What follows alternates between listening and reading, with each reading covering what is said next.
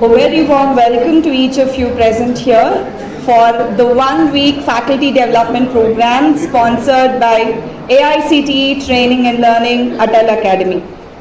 We had a very fruitful day 1 wherein we had Professor S. Ramachandran for the session 1 who had spoken on security in cloud, followed with article summary where we had 4 teams who had discussed on the given article and they had presented.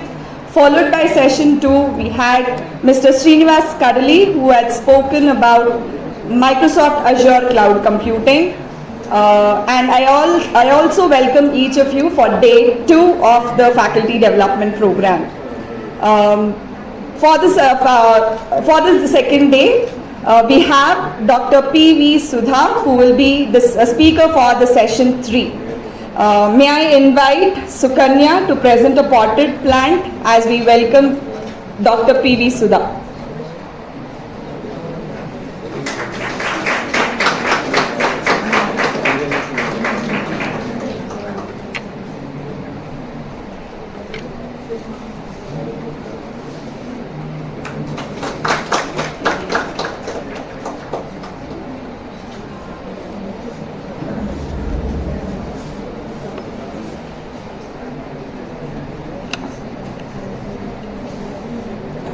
It is my pleasure today to introduce to you all Dr. P.V. Sudha, who will be the speaker for this session.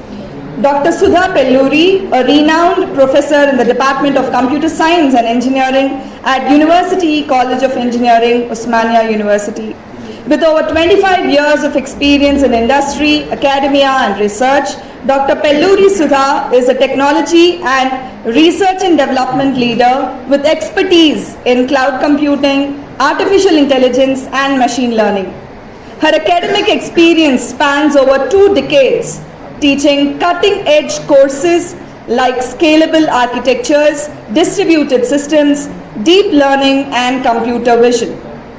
As Director of the Center of Excellence in Artificial Intelligence and Machine Learning, Dr. Pelluri Sudha guides over 60 student groups in projects on healthcare, manufacturing, retail and many more, using technologies like deep learning, computer vision and natural language processing. Dr. Pelluri Sudha has published numerous research papers in renowned journals and conferences and has received sponsored research projects from NVIDIA, UGC and TEQIP2. Apart from her technical pursuits, Dr. Sudha is passionate about service to underprivileged students and enjoys reading non-fiction, mythology, geopolitics, history and fiction. Dr. Sudha is an inspiration to students and professionals alike, and her work continues to shape the future of technology and innovation. Ma'am, we welcome you for the session 3 of the FDP.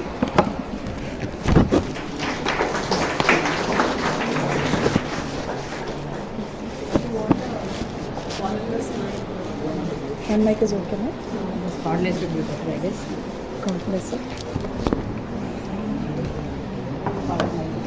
Yes, sir.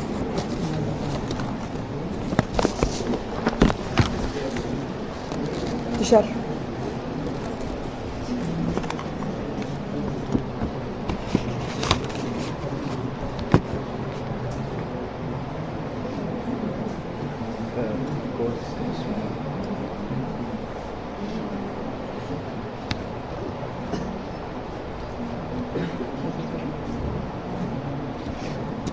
Yeah, that's it.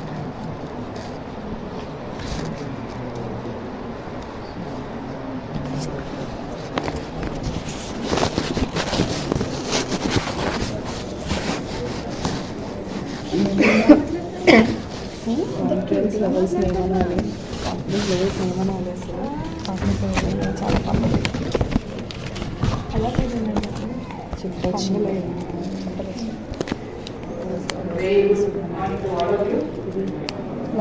Last session అయిపోతుంది కూర్చోవచ్చు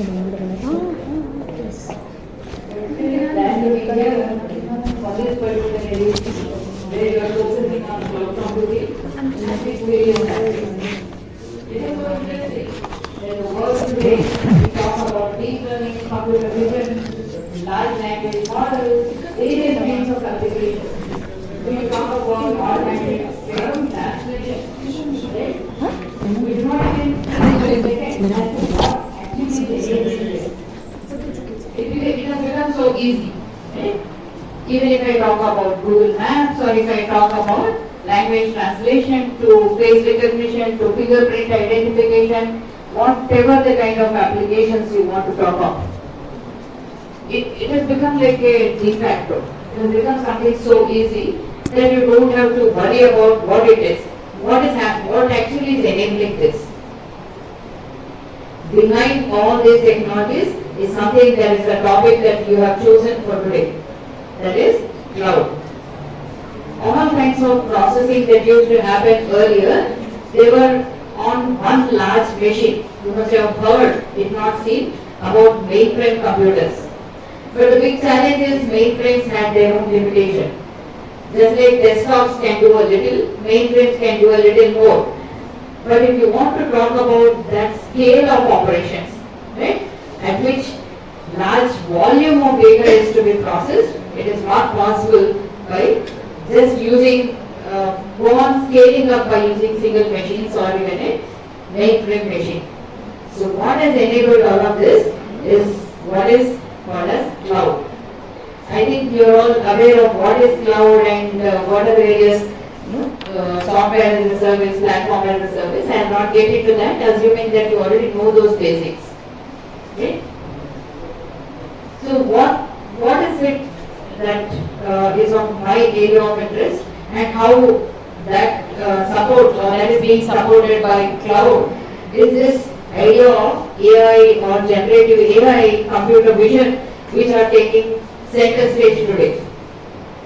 So today if you talk about AI, the world is abuzz with that word AI and everybody wants to know what is AI, and all of you from computer science background are more interested in what is generative AI, right? And how it is possible that you use this new technology.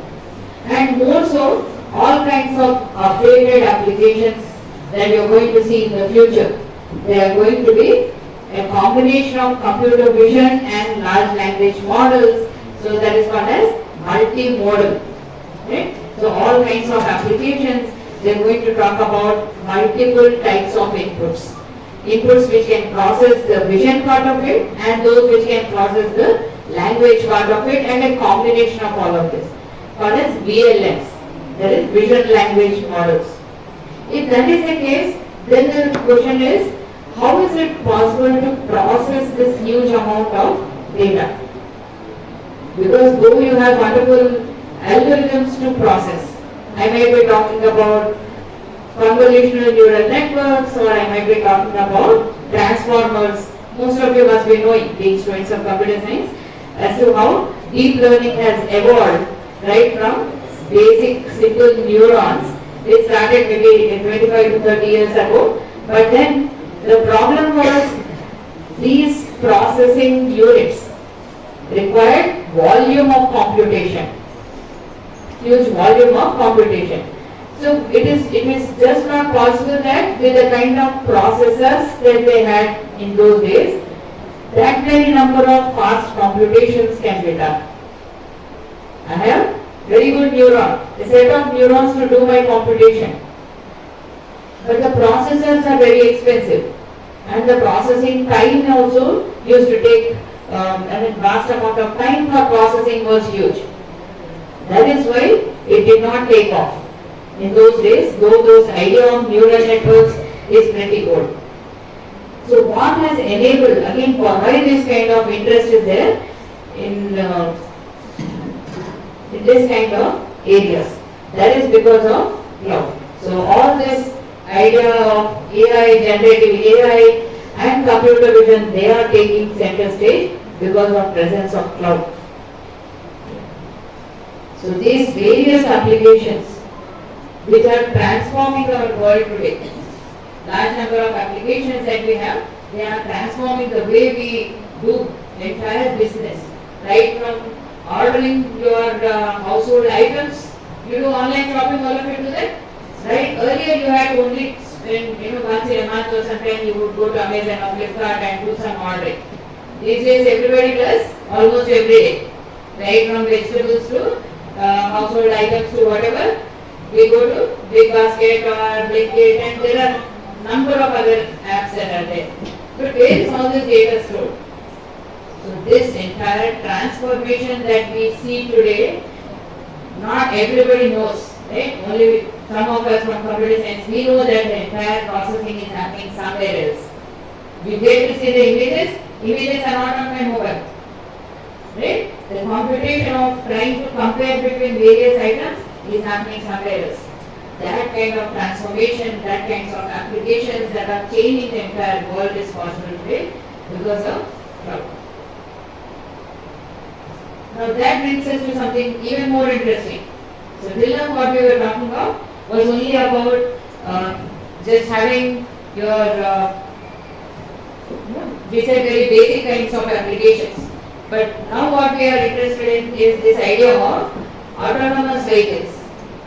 Autonomous vehicles. So as of now, India doesn't have those autonomous vehicles. Only some of those companies have started using autonomous vehicles, or they are in trial somewhere in Bhopal. I am sure you must have heard of it. They started doing a trial. But if you go to US, already a lot of such kind of companies are there which are working on autonomous vehicles, that is driverless cars. Right? Driverless cars. Soon you will find driverless trucks or driverless delivery vehicles coming to your house. So that is going to be a very interesting application where this cloud is the one that supports, as you can see here. So this kind of support is there from cloud for doing your computations or operations on your autonomous vehicle. So there is a lot of computing power, and what goes on in all of this is the idea of cloud computing enabling autonomous driving development. So why we are so interested in that is because of the huge kind of computational power that is there on cloud. Just now, like we said, whether it is shopping site to whether it is autonomous vehicles, what is required is huge amount of computation has to happen. So what actually is happening is large amount of computation that is required cannot be done on the site. What site? On the vehicle. On the vehicle I can have a small device, but that is not good enough to do the huge amount of processing that is required.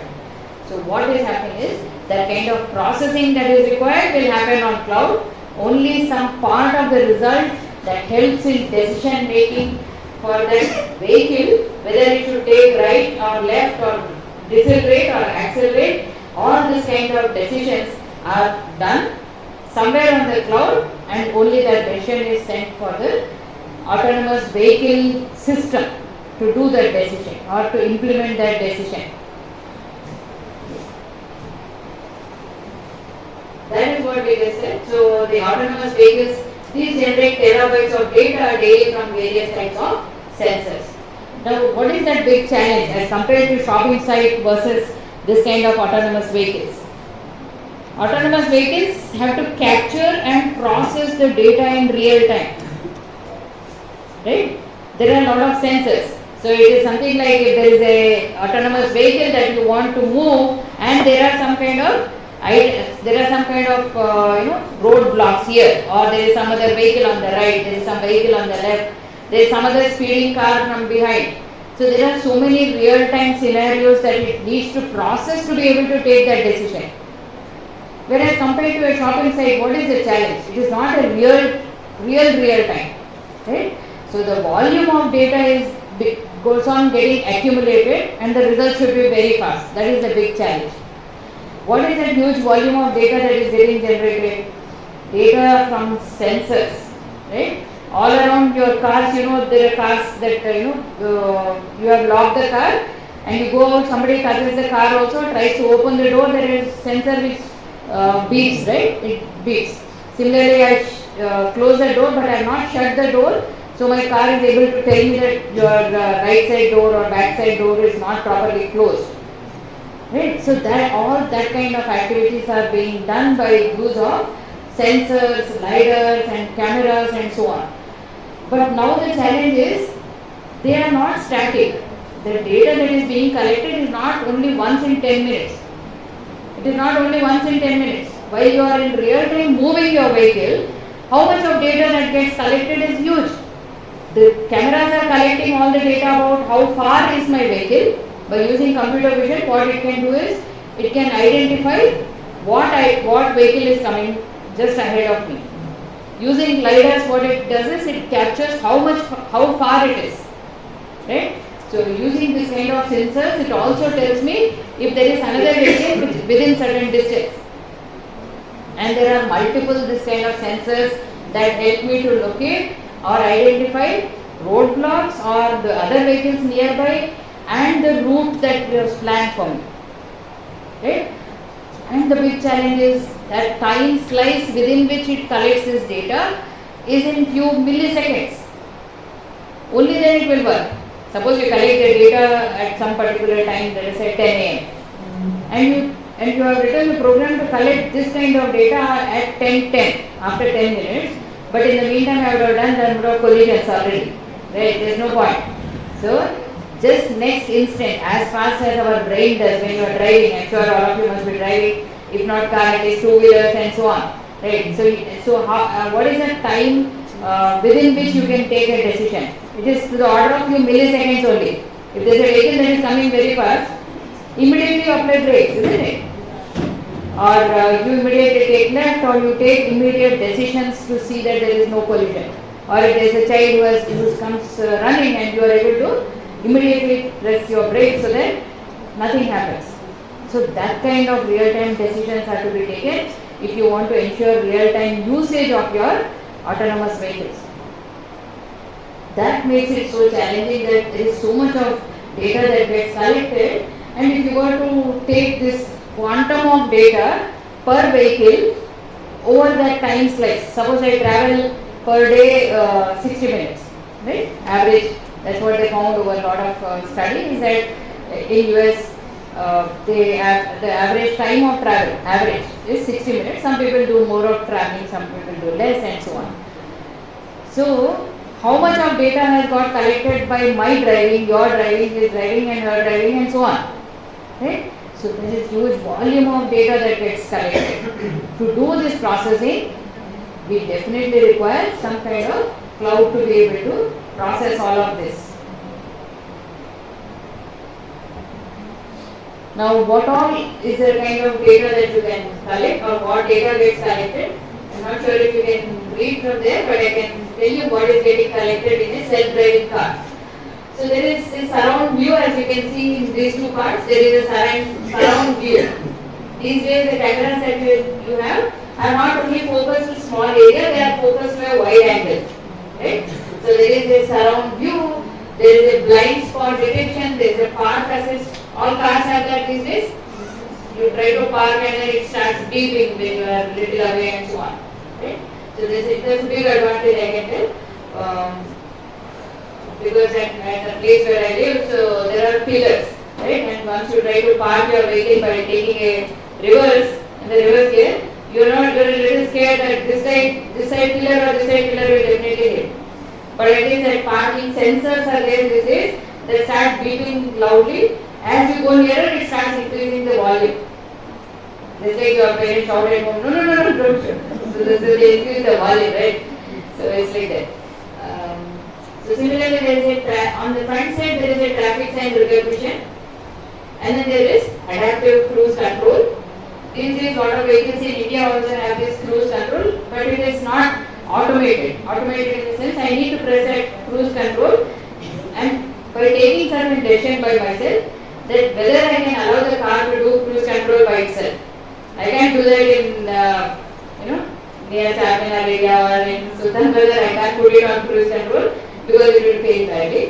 Whereas if I am going on long drive and where there is road that is little free, I can go on cruise control.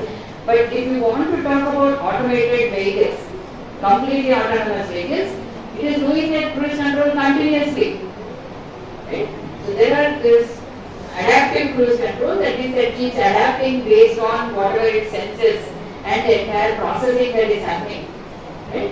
And then there is something like emergency braking, pedestrian detection, collision avoidance. So what we are trying to say is that if you are talking about a self-driving car, there is so much of data that you need to collect to be able to take one instantaneous decision. At some instant in time, I want to take a decision whether I should be whether my vehicle should be going for a brake or it should accelerate. It's only small decision, if then else, right? But to do that entire processing, so much of data, right? Some long range radar has to be used, a lidar has to be used, cameras are used, short medium range radar is used, ultrasonic sensors are used, so many sensors and lidars and all these are used, and they collect large volume of data. So what we just saw in the picture is what is put up again in text. So cameras capture your 2D and 3D images and video, radar use long wavelength radio waves. These are various ways in which data gets collected. Right? So what is required is, you require some kind of a fast processors. Right? What, as you can see, autonomous vehicles process this kind of onboard sensors. NVIDIA's DGX, drive AGX solution, it does how many? 320 trillion operations per second.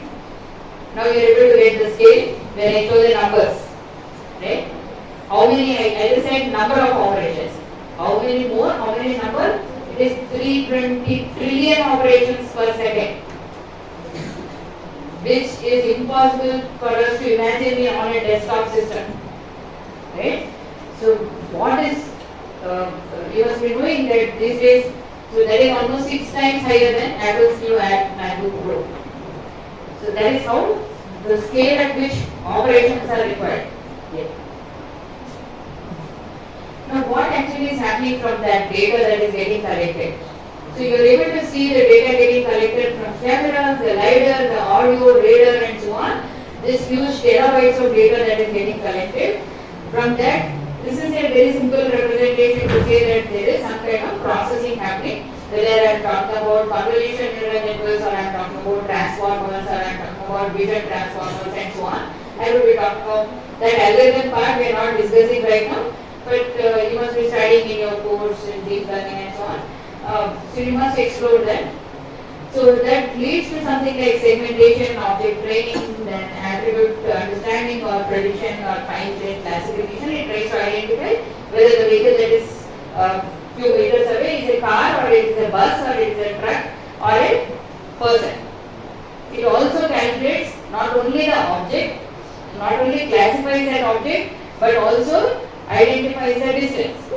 It identifies the acceleration with which it is coming, and does the computation that within few seconds how far will I be, within 4 seconds, within 6 seconds, right? So a lot of processing has to happen.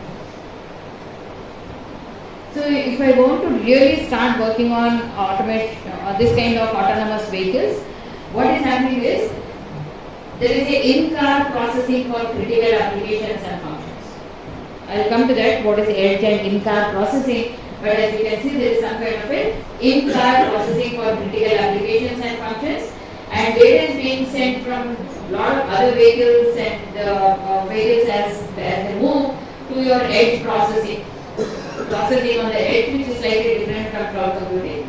But all of this again goes to cloud for processing of non-critical functions, for maintenance, servicing updates and so on. Now the challenge, as we said, is, can you see there is a vehicle that is trying to overtake, though it is not in the right direction. So that instantaneous decisions are supposed to be real time. It is not even just real time. There is a slight difference between real time and real time. There is that fractional time slice that is allowed for real time, but here there is no fractional time slice that might be allowed when this kind of scenarios happen. Now, what goes in when you try to capture this kind of information is one as vehicle to everything communication these days.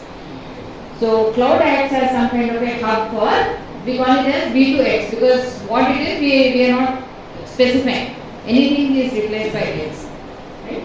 So this kind of a communication is required to interact with vehicles, the road infrastructure, pedestrians, and so on, for everybody. How do I interact with the next pedestrian, or whether I interact with another car, right? Yeah. So this could be some car interacting with everything. So vehicle to network, there are sensors across the entire city these days that keep getting those signals from moving cars. It is just like that each vehicle is sending some signal to the, just like you had ships earlier, they would send some signal to the lighthouse and they would know what is the distance and so on. If we want to make our city, having this kind of autonomous vehicles, there are such kind of computations to be done at a faster rate to know a lot of data. So you have vehicle to network communication, vehicle to pedestrian, and similarly if I am having pedestrian, if my network is supposed to detect if there is a pedestrian coming. One thing that I can do is I can use computer vision. Continuously from my camera I keep capturing if there is a person who is coming from my front. Correct? What I can also do is I can try to sense if they have some kind of a mobile. If you have nearby other mobiles that are available, your mobile can sense that. So there is this kind of sensors that can be used to identify if a person has a mobile. Right? So similarly, vehicle to vehicle or vehicle to infrastructure, this is the kind of sign where you get red, green and yellow lights. Right? Those are also enabled with sensors that can be sensed by your vehicle. So you have vehicle to everything communication, to infrastructure, to various other devices that I can sense, the pedestrians, vehicles, and similarly smart homes. If I am nearing my home, I should get an alarm. How is that possible? Because my vehicle has already communicated with the devices in my home, and through communication it can let me know that I am 5 meters away or 50 meters away or where I am from my house. Right? So similar to what you get on Google Maps. You get on Google Maps that you are 50 meters away from your destination or your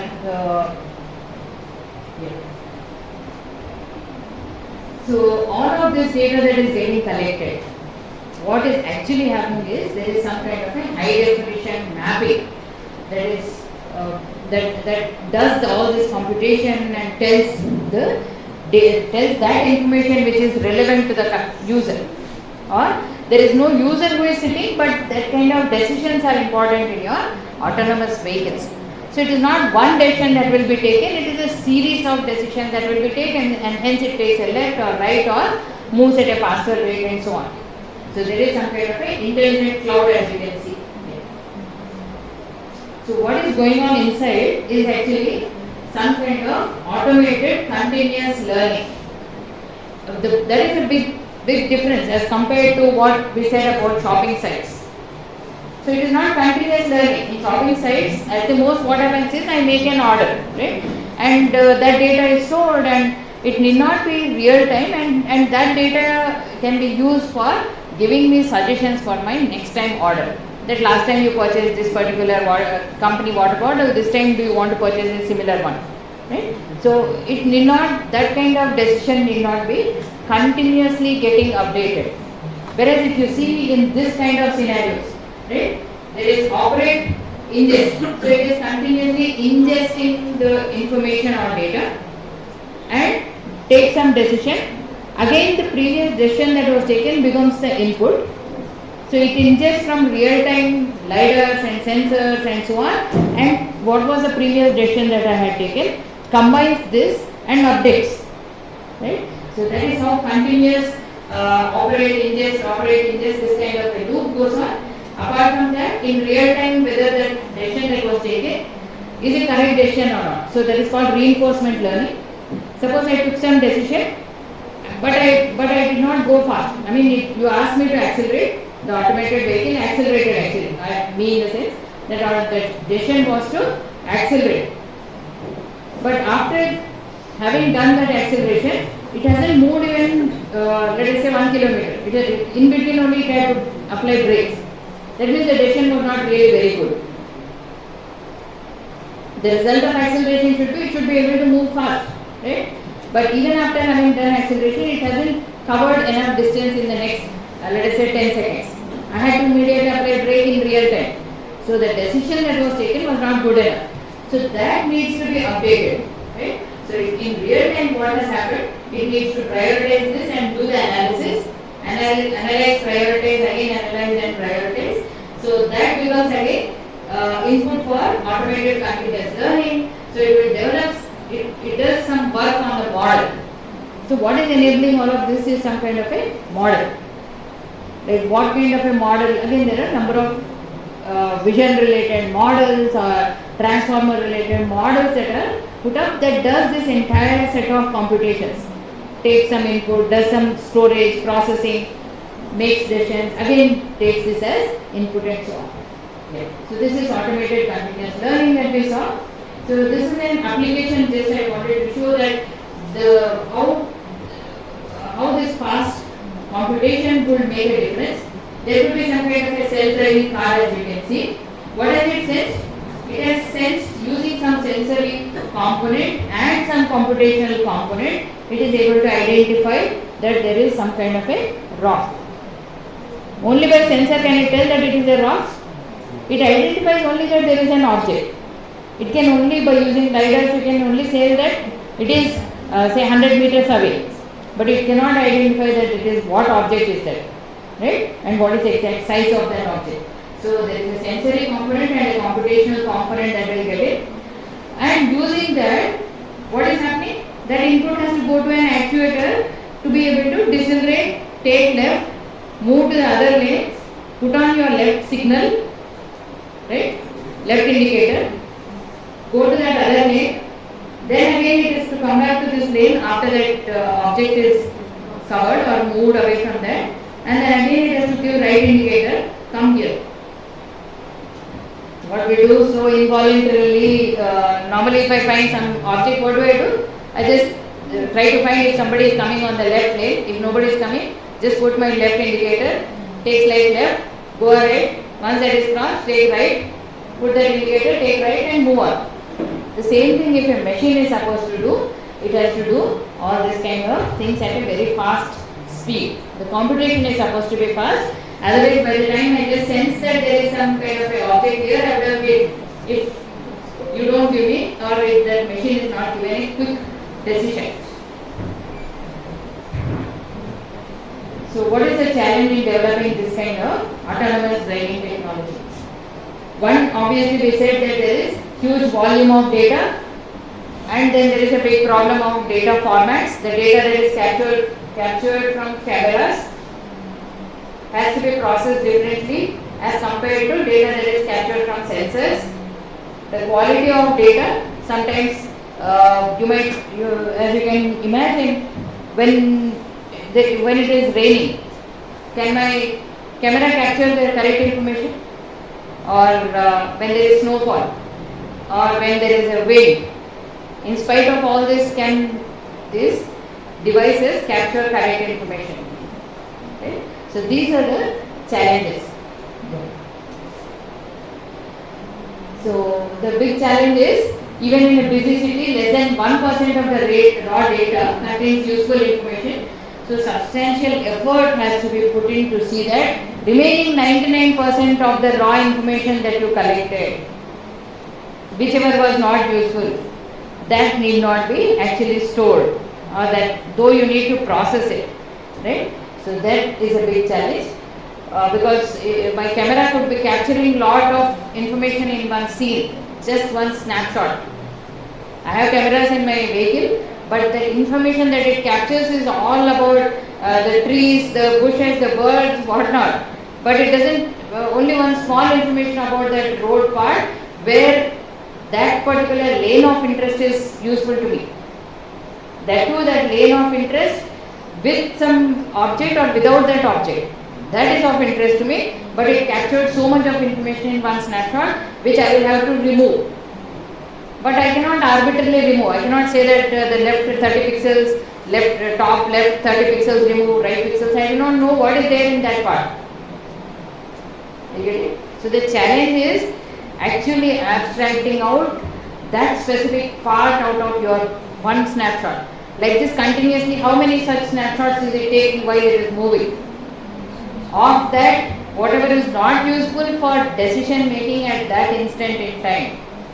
Now the same thing you just think about, if I move from one place to 1 kilometer away, right? And my camera has been programmed to take a snapshot every 5 milliseconds.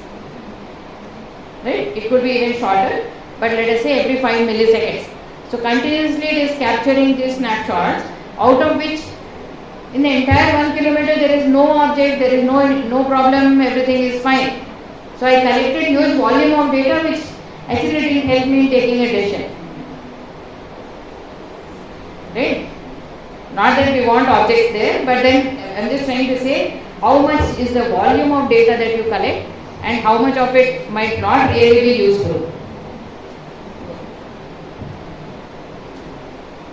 So, what is being done as an alternative is instead of really capturing all the data in real time, can you design your model to take decisions based on some simulated environment?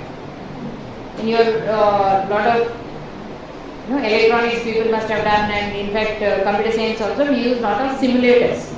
What you cannot do in real time or what is very difficult to do in real time, you use simulators. So what the simulators do is, based on your inputs, they generate data, which looks very similar to a real time data. So I don't know how many of you have seen, we used to have some kind of a aircraft simulators for kids. They need to sit in something which is designed to look like an aircraft, and then the simulator makes that sound and view and all everything feel as if you are in an airline. For kids, you must have seen in some of those malls, they have done that. So similar to that, if I have to design my model, that architecture and my program and all that code I need to write for a real-time environment, collecting in real time is so challenging, we saw. And the decisions that need to be taken are so instantaneous, so I need to train my model better, because I can't go wrong. On a real road, I can't take wrong decisions. So to train my model, what I can do is, I can train it based on simulated data or simulated environment. So it would probably look something like this. So what is done is, Google Cloud's data flow ML is used. Right? So data flow ML is used in autonomous driving development to find certain scene of interest using this data set of images. So across different locations, it tries to move and tries to, this is a simulated environment where using bounding boxes it can identify whether it is a car or traffic lights and what is shown in the traffic lights, etc. So what is this data flow ML? Google Clouds, I think you already know what are the various cloud service providers. You must have seen that, whether it is Amazon AWS or Google Cloud or Azure and so on. So Google Cloud provides something called as data flow ML. For all your machine learning and that kind of applications, data flow ML already has a lot of processing capability and already defined just like functions, right? A lot of things are already available, and it uses, the users can use batch and streaming pipelines for large scale of applications. Streaming data, what data you collect is streaming data here, right? So to process all of that, so there is something for entire pipeline to do this various computations across the entire pipeline. You have Google Cloud's data flow. So what is done is, if I want to use this Google Cloud also, internally what is powering all of this is NVIDIA. So what you can use this kind of one-click deploy to launch your AICTE notebooks which are available now on your NVIDIA is providing some kind of a catalog. You know what is a catalog? From a catalog you can select what you want, right? Just like a menu card, when you go to a hotel, they give a menu card, you can select what you want. So something like a catalog is given for an NGC catalog. So what happens is, I have some slides to show. So it is a one-stop kind of a shop for AI software. So as you can see, there could be some NVIDIA based command. It is allowing you to select the platform. Right from platform onwards, you can go on selecting. Okay. So why do you want to use Google Cloud for your NGC catalog? Whatever I select from my NGC catalog, where will it run? It will run on Google Cloud. Entire my tool provides, NGC catalog provides me pre-built tools. Once I just select, I don't need to know, I don't need to bother, but internally what happens is all this application or this kind of code will run on Google Cloud. So it provides scalable infrastructure and high performance computing and multi-cloud and hybrid CI/CD, continuous integration, continuous development. That is a big advantage when you tie up with big cloud service providers. This is just a link, you can see later what all is there. I just have a simple snapshot from that NGC catalog. What is specially of interest in automotive? I mean, there are different categories you can select for automotive, for high performance computing, for retail and so on. They have pre-built kind of set of tools. You don't need to rewrite the code. The code is also available. You just need to select, give your inputs, give the streaming data, tell what all you want in your pipeline, and it builds. Right? So something like that from automotive I just picked up. So there are this kind of Cosmos predict. One simple one is Cosmos predicts 17B, and there is 15B, there is Cosmos transfer 17B, and some other kind of multimodal models and so on. There is from NVIDIA, they have put up something called as web format. So this is a transformer. We said vision transformer. So that slightly modified transformer that helps you in doing your simulations. So similar to that, I just wanted to show this so that you can explore. Those of you who are doing good projects in this domain will be able to go to your NGC catalog and pick up directly and start implementing. Right? So what all does it provide? It provides on NVIDIA platform again. There are a lot of this kind of application domains that are available. So you can select something from your NLP, from text to speech, or microservices, automatic speech recognition, or DJ cloud benchmarking, or Cosmos World Foundation, and so on. So there is so many things that are there available on NGC catalog, which you can select, but it will run on Google Cloud. Next one, this is again a link. Those of you have already given this here, so you can check this.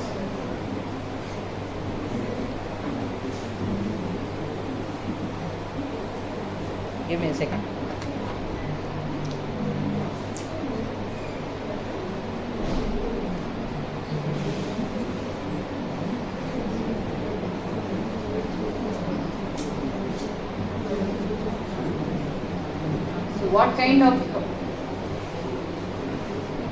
What kind of companies are running these kinds of applications?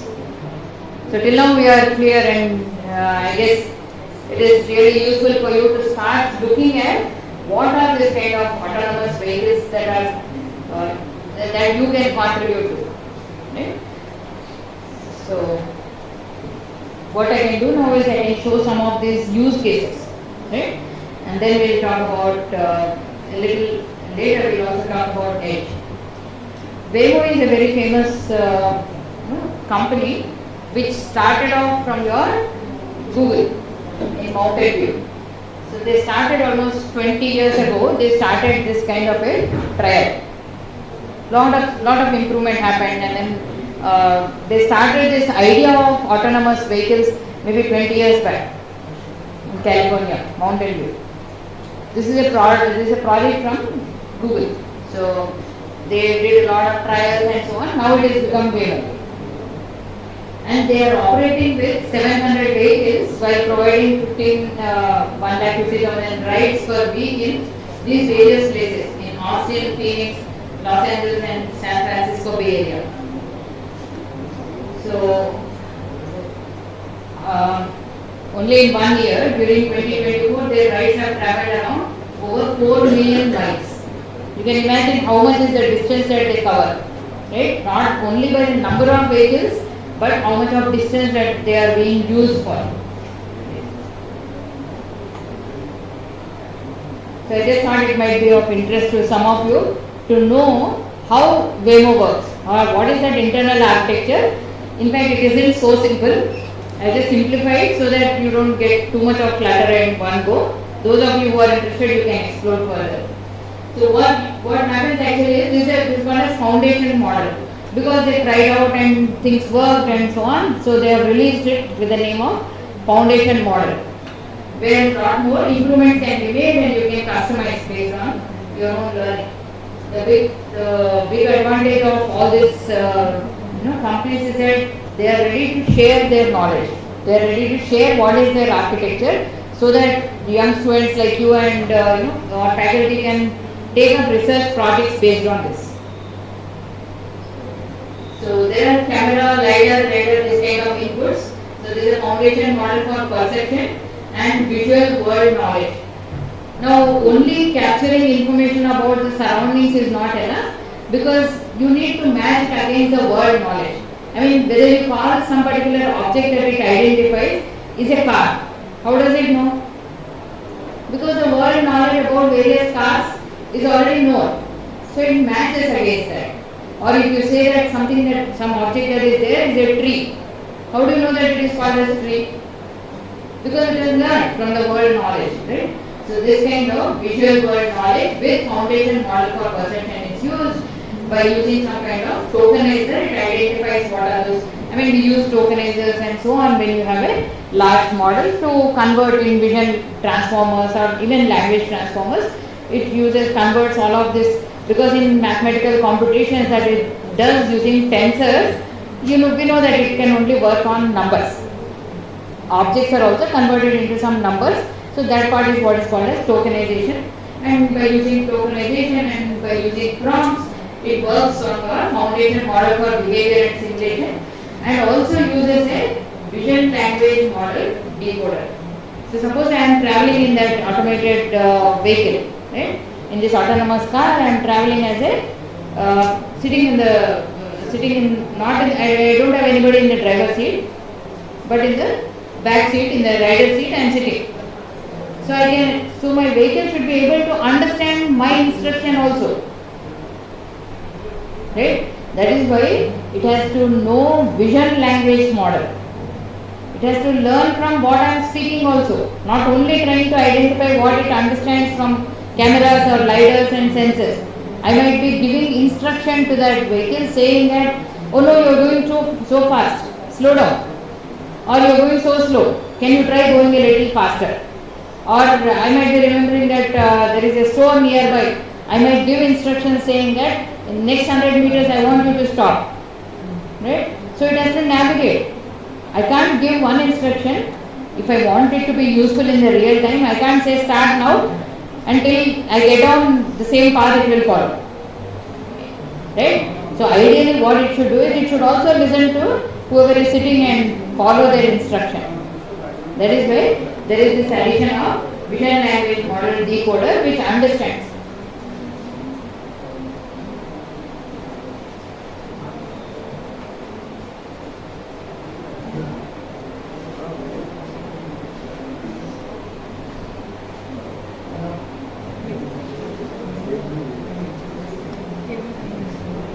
Somebody promoting TRS here?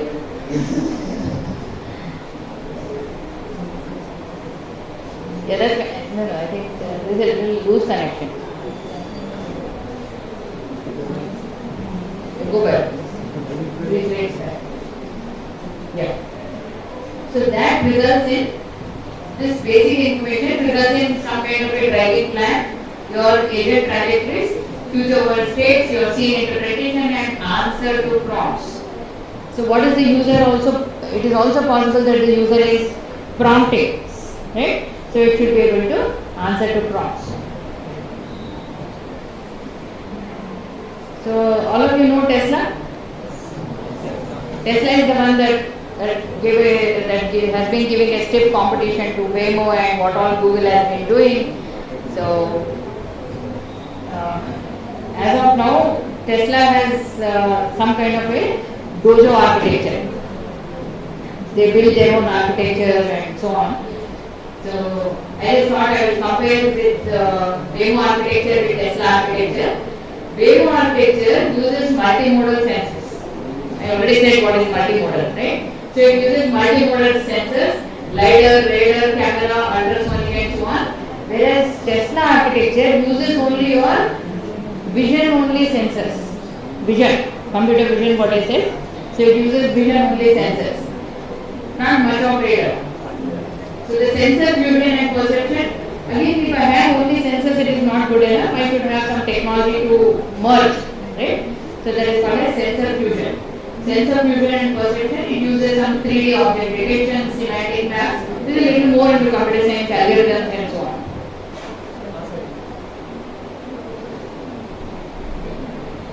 Here in Tesla architecture, it uses end-to-end neural networks.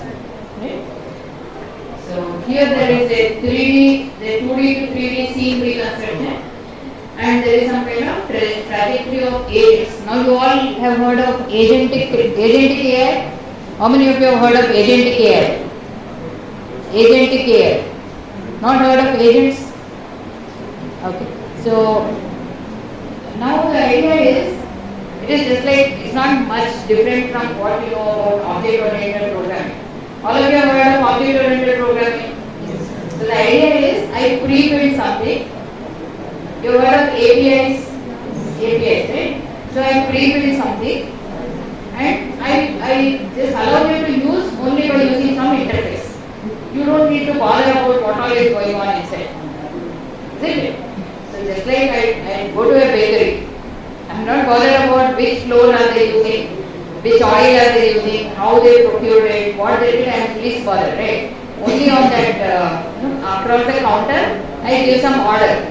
I need a burger, right? And they do that pre-processing and through that interface I get what I want. Correct? Similar to that, now all this with your deep learning becoming so complex, we don't want everybody to get into that kind of programming and start doing everything from scratch. So what is being done is, there are agents that are built now. Agents. So there is a sensor agent and there is a monitoring agent and so on. Right? What these agents will do is, they are already pre-built, pre-compiled. You just say I want this.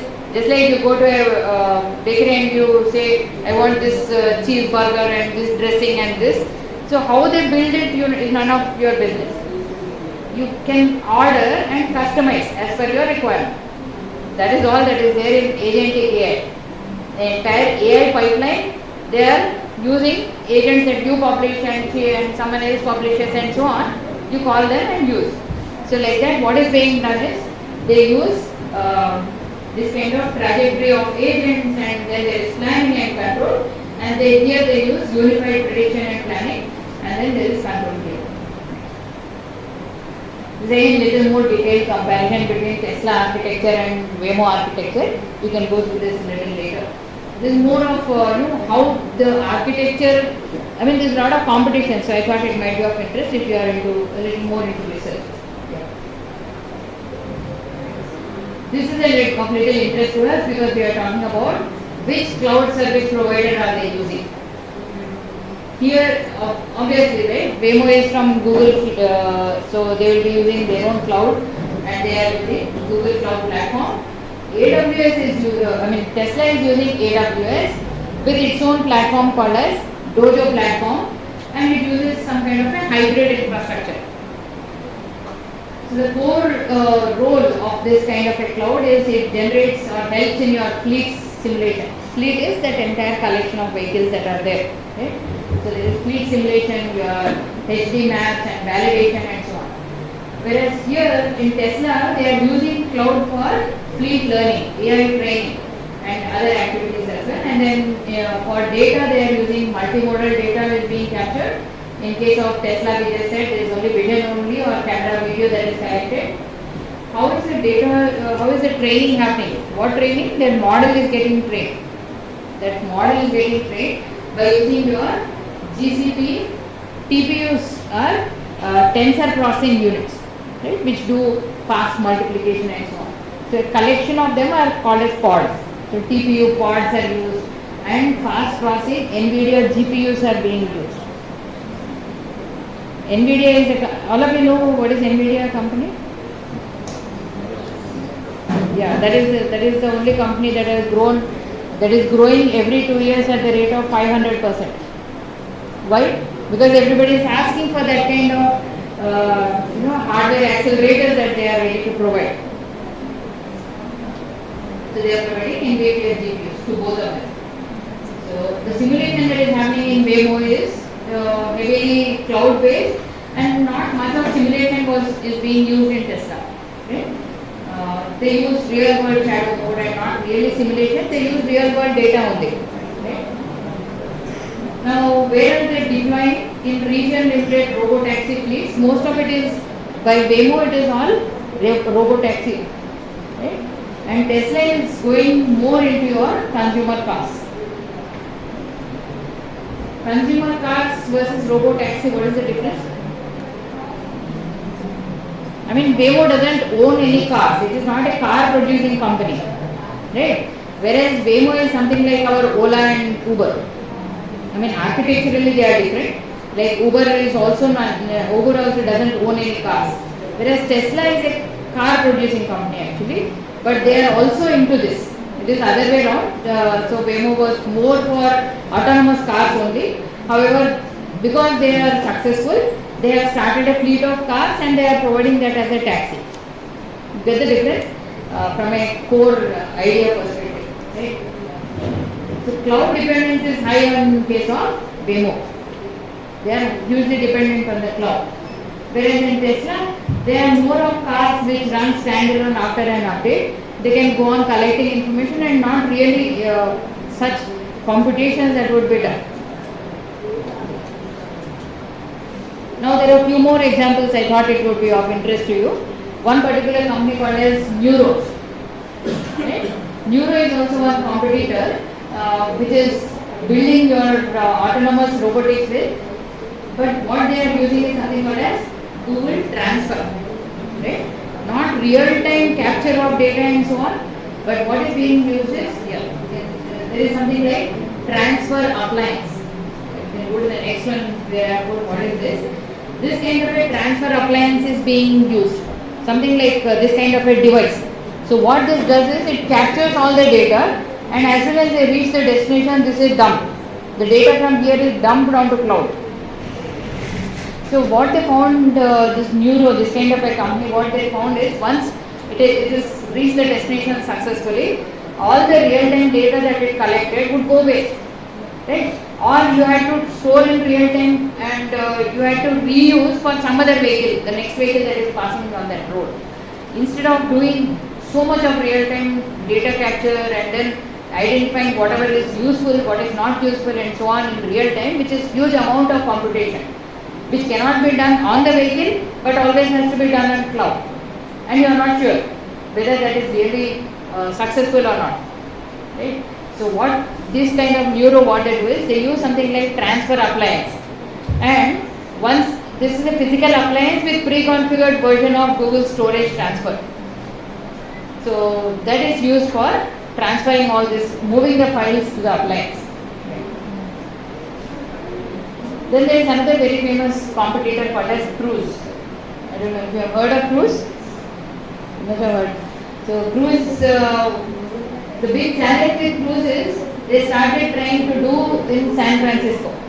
All of you must be knowing San Francisco is pretty tough to really do for an autonomous vehicle with so many challenges. Right? Yeah. They are also using Google Cloud, and all this for frameworks they are using vehicle, data logging, visualization, data mining, machine learning models, etc. on top of some kind of a foundation model. Right? So what slightly different approach, I am just trying to tell you how each of them have a different strategy in terms of making it possible. So they are using your Google Kubernetes engine and compute engine, and they are using virtual machines which are pre-configured with related data, relevant data, right? And other cloud infrastructure services for Google Cloud Storage, you know about Google Cloud, you know Google Cloud Storage, your PubSub, Cloud Functions, BigQuery, etc. And they have chosen their Kubernetes KX to build multi-tenant, multi-environment platform as a service, and they use some kind of a tool called as Juno, right? Which is helpful for deploying this huge volume of processing related data. So when you have a lot of this kind of data which is being made available using Docker, you need to manage that kind of data using Kubernetes. Now if I have multiple kind of Kubernetes pods that are existing, to manage that variety, I need something called as Istio. So they are using all these features from Google Cloud. The big advantage of using this entire set of tools from the same provider is that this continuous integration and continuous delivery becomes easier. Whatever updates that happen in one part can immediately get transferred to the other tool that does this.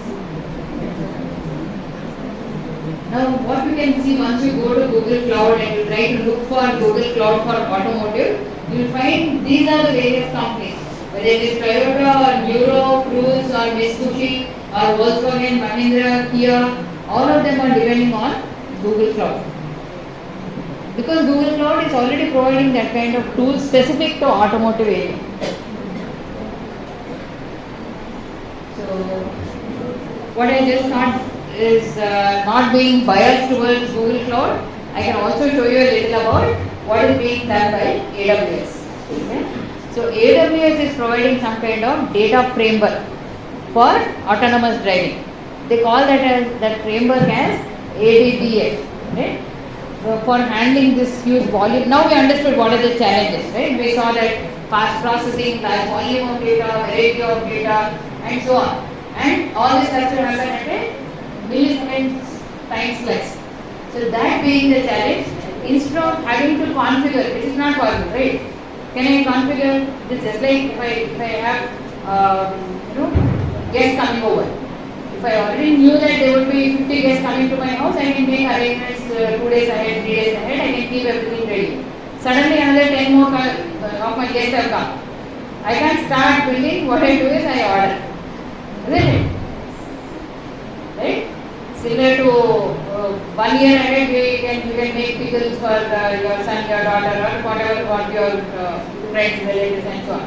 Suddenly I need to make, all that I can do is pre-configured, prepared, I can build. So instead of doing part by part, they have put up an entire framework. It is very simple to understand because if Mitsubishi company also wants it, Kia company also wants it. So like this, if every company is also looking to automate or have autonomous vehicles or have features at least from these autonomous vehicles, all that I need to do is I need to pre-build, ask everybody to go to my framework. Right? Yeah. So this is how it looks. I'm sure it's a bit scary right now because there are so many things that are there. I'm sure you can't understand everything right away, but I'm anyway leaving the slides with the college. You can go through this a little later. So just run through those. What all? So here it is labeled from 1, 2, 3, 4, 5, 6 and all this. So this is an entire set right from your test vehicles and data logger to the developers who keep working on this. There are labeling teams, a fleet of hardware managers, search and visualization data, validation and verification engineers. All of them are working to see that this framework is most updated and serves in real time. So you can just go to that. What all is labeled as 1, 2, 3, 4, 5? I just have listed. I'm sure it is too tedious for you to listen to all this. It's only just to say that near real-time ingestion of sensor data gets in, data modeling, indexing, all this happens through AWS IoT fleet-wise. What is that? It is some kind of a service from AWS which does IoT fleet-wise and it stores on something called as S3. You know S3 and S3 buckets and all that, right? So it stores where? On S3. After that what it does this fleet monitoring and alerting. By using their own, Amazon provides Redshift and manage Grafana and SNS and so on. So it is the next step. Then what it does is, it does a bulk upload of recording data from copy stations to AWS Direct Connect and ingestion of data and so on. The next. So remaining I am not going to read, you don't have to get worried about it, but I just want to say that all this, suppose it is labeled by using its own algorithm, it has labeled some particular item that it has identified as a truck. Right? But there is something a little different, it has identified some object which is looking like a truck but it is actually a bus, or it is actually a bus but looking like a truck. So it doesn't know what it is. So it doesn't do that labeling. Says question mark, I don't know, right? So that will be handled by human labelers, labeling. That is a big part-time job for a lot of students across the globe. Labeling, right? Because as humans we can analyze whether there is a truck or a bus, but maybe the machine is unable to analyze. Right? So human labeling will also be used to do it whenever it is more confusing and so on. So it uses, after that it uses something like AWS Blue Data Catalog and Athena, Redshift, OpenSearch and so on, and then data pipeline orchestration with managed workflows like Apache Airflow. Right? And for distributed workloads, you must be knowing that if I do an operation sequentially, the time that it takes is huge as compared to distributed operations. Right? So that is why it uses distributed workloads also, and then builds and tests and deploys using GitOps and AWS code pipeline and so on, and high performance by using Elastic Kubernetes service, which we already saw. Yeah. So it also uses user-facing tools like Python and Spark Notebook infrastructure as used with EMR and SageMaker, and also customizes your dashboards. Because, for example, if it is Mitsubishi dashboard, it wouldn't want Kia's logo to be seen. It wants its own company logo to be seen, right? So user-facing dashboards are all reconfigured. So scalable simulations are used and KPI calculation module using EKS or AWS BAS and so on. And this metadata can be stored and queried with Amazon Dynamo DB at scale. There is a space there at scale for pipeline traceability. So next.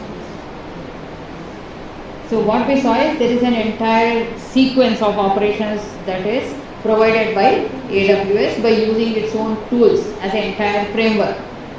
So that as users or engineers who work on it, you don't have to bother about fine details of data transfer, changing the data formats or that low level task. You can focus more on what actually matters, that kind of code or optimization and so on. So that brings us to, keep it here, that brings us to this idea of, if so much of processing is being done, is it possible to spend so much of time in transferring to a cloud service and getting it back for operation onto my vehicle? And on one hand you are saying it has to be done in milliseconds, whereas the best of networks cannot handle this kind of, they don't have that kind of bandwidth. That basic level latency also you cannot overcome, even if you have best kind of network. And the time it takes for transfer of data from the source where it is getting generated, that means from my lidars or my sensors, to I have to transfer it to some kind of a computational unit on cloud and get back that response. So there is 1x and again 2x time, minimal time it will take, and you are not allowing that latency. So to overcome this challenge, this idea of edge computing has come up. So most of the operations will be done somewhere in between, not really on the cloud, not on board.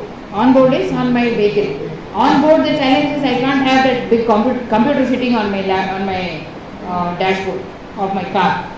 Can I? I can't have, right? So that would not be possible or feasible at all. So I cannot have computation, whereas these days actually what is happening is in-vehicle computation is happening. Just like you have your mobile having some kind, your mobile has some kind of computational capability. The processors have some kind of computational capability, which is more than what kind of computational machines we had, let us say 20 years ago. We had desktop systems 20 years ago. Now my mobile has much greater computational and storage capability as compared to older machines. So today there is also this idea of on-device computation or in-vehicle computation. So in between is something like edge. Yeah, we can move it. So the advantage of edge computing, what is that edge over cloud is, there is ultra low latency. Now because I don't have to transfer to real cloud, I can transfer to the edge. You have lower latency, reduced bandwidth usage and enhanced safety and reliability and real-time decision making and scalability and learning from multiple vehicles that are called as fleet. This is an important one to be able to talk about what is edge. There is an edge server or a combination of servers that I have on edge, and this is a cloud where I have automotive data centers. For these vehicles, for example, Kia has a data center, Tata Motors has a data center, all these companies have their own data centers. But the data from this sensor, by the time it reaches and comes back, it would have latency. So something in between can be put up, one is edge server. So these edge servers, what they do is, they transmit over 5G network the data from video or still images, some sensors and all the other vehicular modules on top of a vehicle. All these are transferred and then it does your V2X, which we already saw, and uses high resolution map and does this intelligent driving. Takes decisions, sends back immediately and not as much latency. After and also sends related data to your data center so that your model can be improved. Okay? Yeah, next please. Now here the big change is we are more interested in talking about IoT devices and how they communicate by using your 5G networks. So all your localization systems and algorithms and all these vehicular networking applications, they use 5G networks for much faster transmission of data and response that is sent back. So on one hand, what we have is all this V2X communication between a person, a pedestrian and other networks, infrastructure, other vehicles and so on. So this part of it is taken care of by using V2X communication and the route, on top of this route related data and localization system algorithms, etc. 5G network is being used. So that has resulted in something we call as connected system. That means a system of systems, connected set of systems which use IoT. So you have a vehicle here, but you have vehicle to everything connection here. On top of it, you have another layer where you talk about your collision avoidance system. Main thing is collision avoidance system. You have automated road speed enforcement. If you have an automated vehicle, there are always speed limits. Even if there is no obstruction or there is no obstacle, there are speed limits. Right? It has to also sense that. And vehicle emergency vehicle notification system, electronic toll calculation or toll collection. Today we have already that, right? All of you know that we have automated toll collection now. So, and then real-time parking. Each of them is a very big research area in itself. You must be knowing this kind of real-time parking not only uses IoT devices. Now it has to work with various other things if I want to talk about this kind of vehicles. So ideally what should happen is there should be an integration of all of this. Integration of what? Integration of your 5G with IoT and with blockchain. So these are various edge computing benefits in autonomous vehicles. We just saw ultra low latency, reduced bandwidth usage, enhanced safety and reliability and real-time decision making, and also scalability and fleet learning. Right? Now if that is the case, you want all these benefits is good, but what are those various technologies that you would be using along with edge? To really implement edge in your system, you would definitely require various layers or various types of technologies. One is AI chips and processors. That is a big change that has happened today. You have accelerated processors. What NVIDIA provides today are not only processors, not only GPUs. You must have heard of A100, H100. Anyone has heard of H100, A100? You go to that NVIDIA site, it is very interesting to see how they have the computation part itself is accelerated. Right? So you have accelerated AI chips. And then there are edge frameworks. Right? Why? We know the need for frameworks. Something like that is pre-configured or pre-built so that the customers or users won't have to start fetching everything and start building for themselves. And then there is 5G, and then there is IoT and sensor fusion that is happening, and vehicle OS. You must have heard of it these days. There is the operating system. Just like in my mobile has an operating system, my vehicular system also has an operating system now. Right? First the operating system is loaded so that it starts building configuring everything. Right? And then on top of it you can start your what AWS provides or GCP provides, that kind of framework you can use. Right? And then there are security layers. All these technologies are useful in your edge related autonomous vehicles. This already we saw in some of the slides. Next. So if you want to implement all of this, what is happening is the vehicle has already this kind of OS and the capture of information from various sensors. There is a vehicle control unit. Vehicle control unit which can take, which can capture information and take suitable decisions. And then there is a Edge AI module, which this Edge AI module does data transfer with your 5G network tower, and this is called roadside unit. While you travel, there are roadside units which keep communicating with the vehicles that are passing. Right? And then there is a cloud infrastructure where remote management, diagnostic and updates and data processing and storage can be done. And this keeps updating your Edge AI module.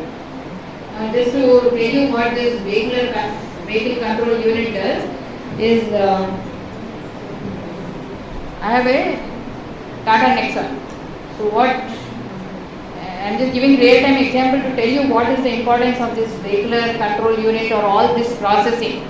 So what happened was, it has some amount of automation. It is not a completely automated vehicle, but it has all these features like while I don't close the door, it announces that I have not closed the door. If I don't put up a belt, or the person sitting next to me also doesn't put a belt. Some kind of automation they have done.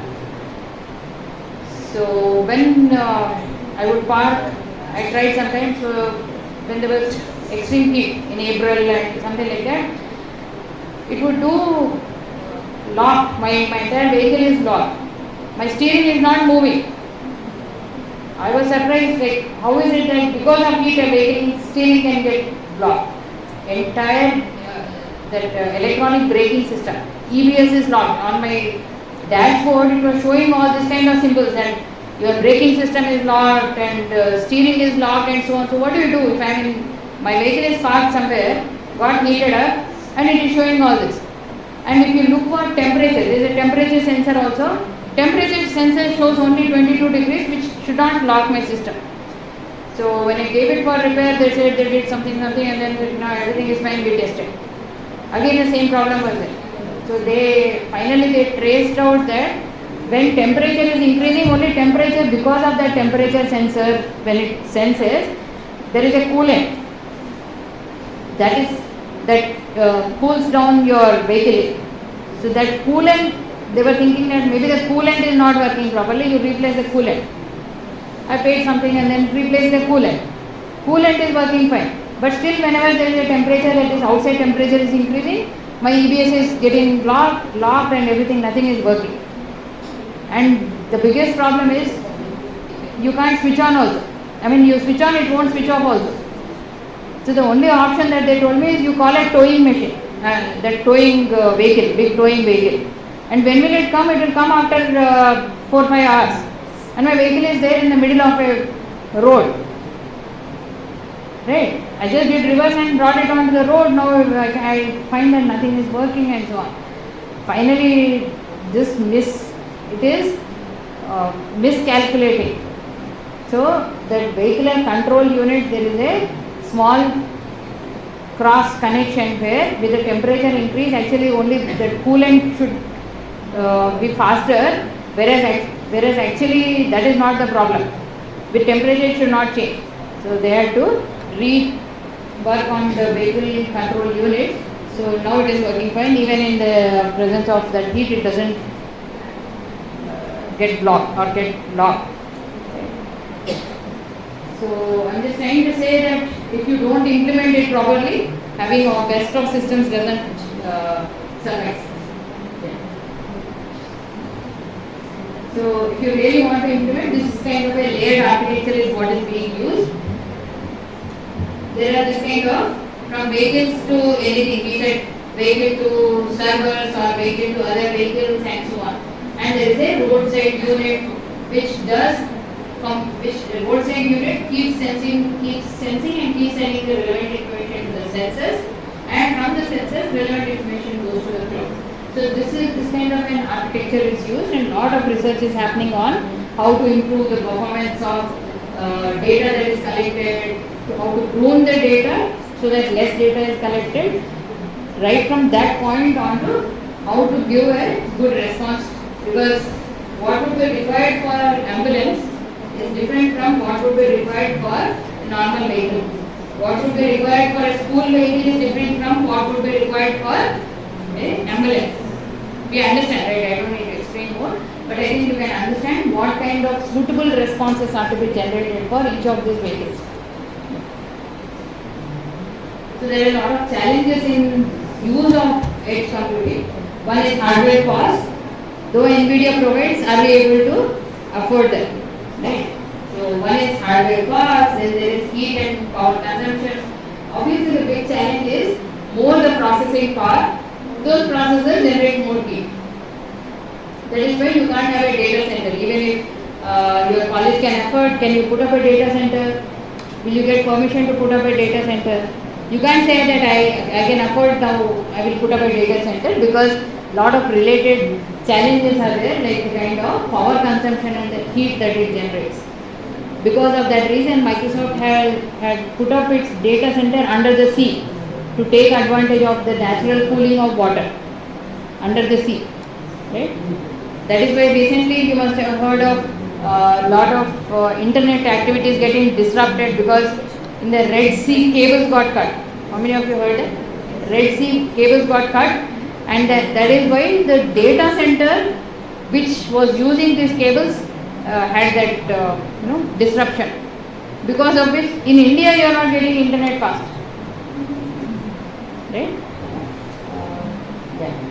And then there is data security. You can have a lot of data being sent to cloud and to edge servers and so on, but unless it is secure, there is always a big challenge. Right? I can have hackers hacking my vehicle and making it stop wherever they want.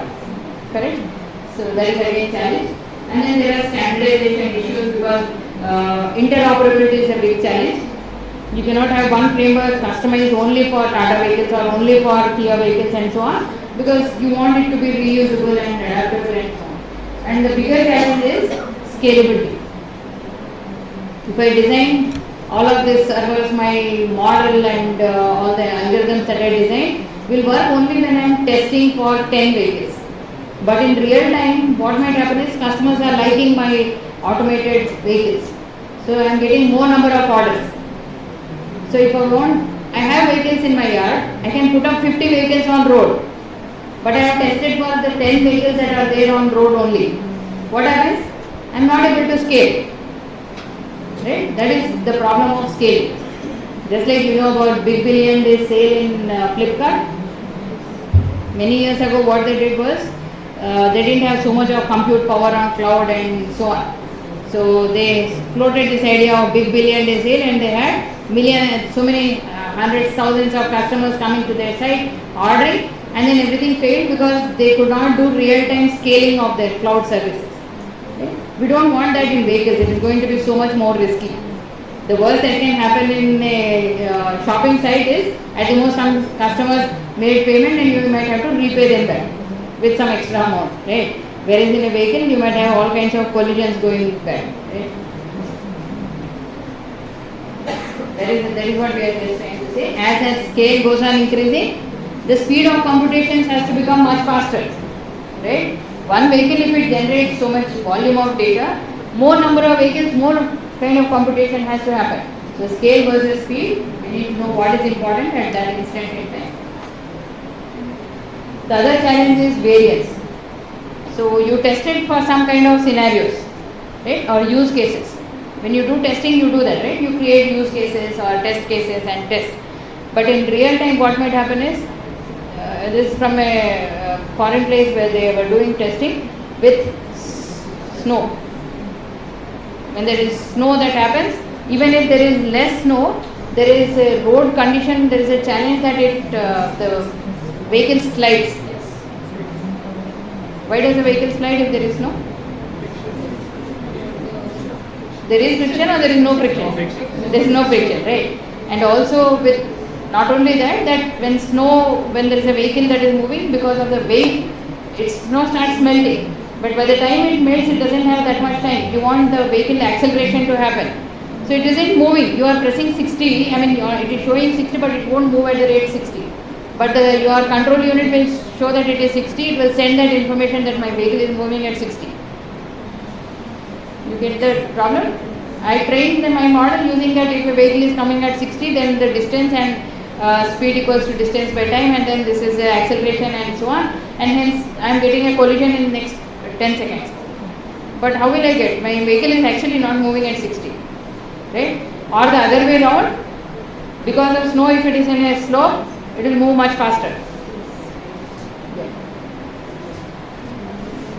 Also security, you can get your vehicle hacked. So to work around all of this, it is such an interesting area. Companies are all, there is a huge competition. Companies are all in competition these days.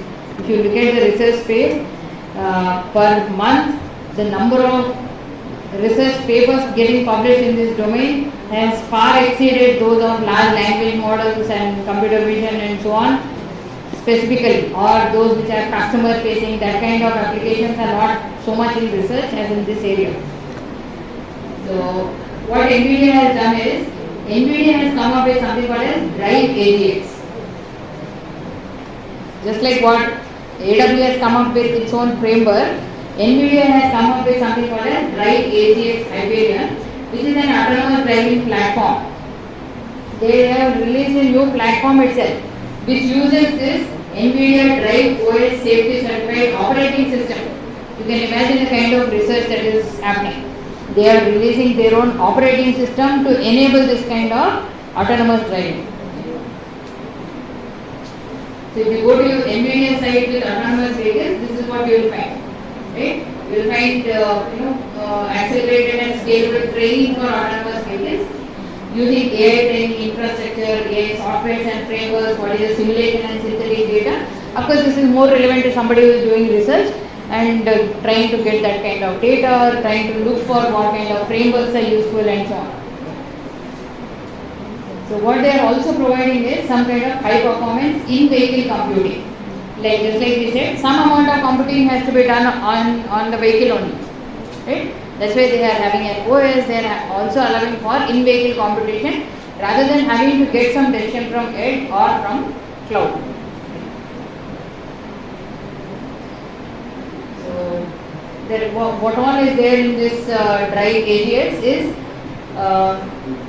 this DGX machines. DGX is a machine consisting of high computational power, right? So which internally use accelerated AI. And for your AI model training, you can use something called as Omniverse and Cosmos. Again, you can just Google out, you can just go to NVIDIA site, you will find some help about how to use this for simulation. And there is something like NVIDIA Halos. This serves as foundation for end-to-end safety, combining hardware, software, tools, etc. for the entire automated vehicle stack. This is something that you get when you ask for NVIDIA Drive AGX. You get some kind of tools. These are all, addressing this domain. Now what is happening is, there is a lot of what we saw edge servers lying in between. But what has been found is that instead of trying to push some amount of computation to edge, some of it to cloud, because cloud is providing accelerated computation and not the traditional computation where computation would take time. So there is this challenge. How much time does it take for pushing that latency, what we just said, right? Pushing your operation to edge, getting back the response. Because edge servers have limited computing capability. They don't have high computational power. Now it is just the reverse that is happening, where high computational capability servers are available on cloud. You can't accommodate them on edge servers, right? So why not push the data to that kind of cloud services or cloud servers? So here there is some kind of a paper I will show you also. NVIDIA provides H100. What I just said, A100 and H100 are kind of. This was released 2 years back. Copper machines, they call it copper. H stands for copper. And versus what kind of computation that can be done on jets and oil, right? So they did some kind of comparison. So if when the accuracy is somewhere like 27 or something, they found 65 milliseconds of extra time was taken when you use jets and oil, which is a small kind of a framework which enabled you to do edge computing. Now, we need to go back. So, whereas if you want to go for higher accuracies, the latency or the runtime that Orion would take would be higher. You want more accuracy? Orion, using jets and Orion also you could do, but it would take this gap, you see, how much of gap is the difference in runtime. The time it takes is more. So we would rather run it on H100 cloud only. Cloud which provides H100 machines. Next. So this data has been taken from this particular paper. If you are interested, you can go to this. Next. Now, what is, I'm sure you would be interested to know what are the research directions. Any of you who is pursuing PhD doing research or doing some kind of projects? Nobody here, I guess. Anyways, I think for your future, when you want to pursue, it would be helpful. What kind of research is possible in this domain? Some papers I just put up. Efficient partitioning vision transformers on edge devices for distributed inference. Entire idea is to speed up, right? So instead of running the entire transformer, can I do a part of the transformer, whichever is relevant? Instead of doing 100 computation, pick only whatever is more relevant. Do lesser computation so that it is faster. What is not relevant, why should you process in the first place? Right? So efficient partitioning of vision transformers for edge devices. Yeah, next please. So similarly, there is lightweight vision transformer with parallel, local and global self-attention. So instead of doing, the objective is the same. Look for local and global self-attention. Use only those particular parameters. Don't use everything. The same similar kind of thing is done by another paper where the automatic pruning method. Pruning is reducing, right? Automatic pruning method for SAR target detection based on multitask reinforcement learning. Right? Next. Similarly, there is some other paper on CVPR called as token cropper. We said tokens just sometime back. I told you what is a token. Reducing the number of tokens. That is cropping the number of tokens. You know cropping, right? So similarly, there is a block-based symmetric pruning and fusion for efficient vision transformers. So the idea is to reduce the number of computations or make it faster, make it better, efficient transformers. Yeah. So those of you who are interested, this is a good paper for you to understand about autonomous driving software and hardware systems, where they have told a little more in detail about all the types of hardware that can be used, the software that is more relevant for this. Next. So till now, how are we going? You're able to follow or you're getting tired? Tired? So we'll close soon. I can understand. Just a few more slides, but this is important for you to understand what type of cloud services should you select. What type of cloud service provider should you select? We already saw a little in detail about AWS, we saw about GCP. There are more number of such cloud service providers which are specifically trying to provide service for autonomous vehicles. Because of the speed that it requires, because of the kind of variety of data that it has to handle and so on. There is something called as Saturn Cloud. Not Saturn, Saturn, right? Saturn Cloud. So this provides more for data science, etc. So without having to switch any tools, it provides flexible environments. So why this kind of a cloud is more useful, or what is it that Saturn Cloud is providing is for faster processing, and what it is doing is it is providing parallelized operations. Parallelized operations which are definitely much faster. Parallelized operations which do it faster, right? Instead of I doing all the 10 tasks, I ask 10 of my friends to help me do it faster, right? So parallelized operations, there is something called as DAS cluster, DAS, right? DAS cluster, which enables this kind of parallelized fast operations. Next. Now Amazon also provides something called as SageMaker. So this is also very helpful for your machine learning services. Okay. Next. Now there are a few more called as Gradient. Okay. This cloud service provider, what it does is, this is an end-to-end machine learning platform. So you can build, train, deploy all of these machine learning models of any size. So it has both CPUs and GPUs. How many of you have used Google Colab till now? Google Colab. Most of you have used. So can you select and ask for TPUs also? If you have much higher processing to be done, you can select TPUs. All these are alternatives to your Google Colab. When you have machine learning models to run, you don't necessarily need to stick to that. You can go to this cloud service providers. So the advantage will be end to end. You just need to give the input, and a lot of processing is automated and you can try out. Azure, I'm sure yesterday somebody told you about Azure. There is also something called as deep node. So the idea of collaboration, when you have multiple people working on a notebook, you have your teams who are distributed. You are here, your friend is in US, someone else is in Australia and so on. So if you want to have collaborated kind of a notebook development, you can use something called a deep node.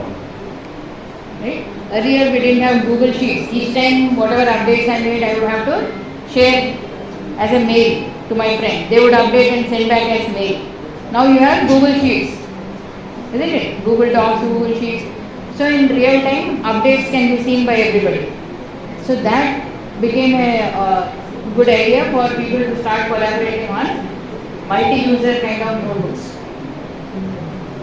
Similarly, there is another collaborative notebook platform which supports no-code visualization. You must have used Python for visualization, data visualization using Python. So these days, the idea is without any coding, can you do visualization? That is called no-code visualization. You just have to click or drag and drop and the visualization happens. You must have used Power BI and all that. So like that, there are pre-built kind of things in no-code visualization and notable. Next. There is also something called as CoCAD. So it is a web-based cloud computing and course management platform for your computational mathematics. So I close by this showing that this kind of NVIDIA is providing this kind of academic grants. Right? So I have written some proposal for which I got this academic grant, and they are providing 10,000 hours of 800 GPU hours on Saturn Cloud. So my work is on efficient vision transformer inference using adaptive capacity for optimization. Moreover, why is this required? This is required in autonomous vehicles to optimize and use. Now, what is fast transformer? It is slightly modified version of your normal vision transformer. But that has to become faster, so I am working on adaptive capacity. Right? So I think we can close that. That brings us to the end because we are all tired. Now we can have any question answers that you want.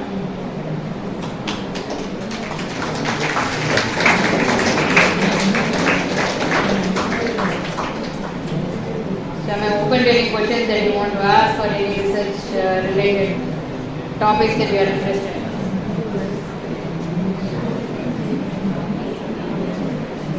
If you don't have any questions also, I will strongly suggest you did not take up a big research project.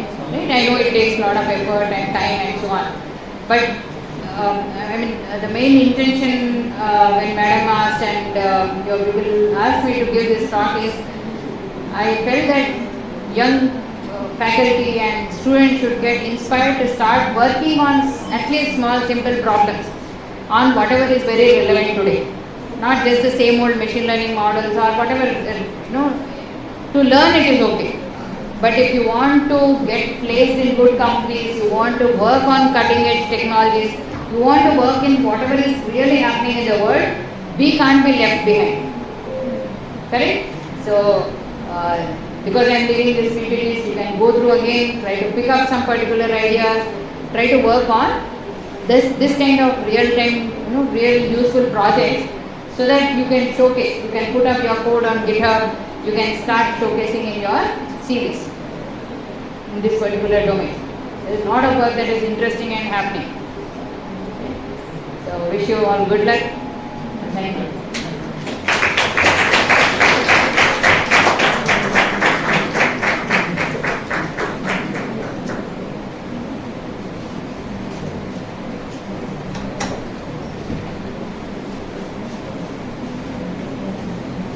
Thank you so much, Sudha. Your valuable information on cloud and its role in autonomous vehicles.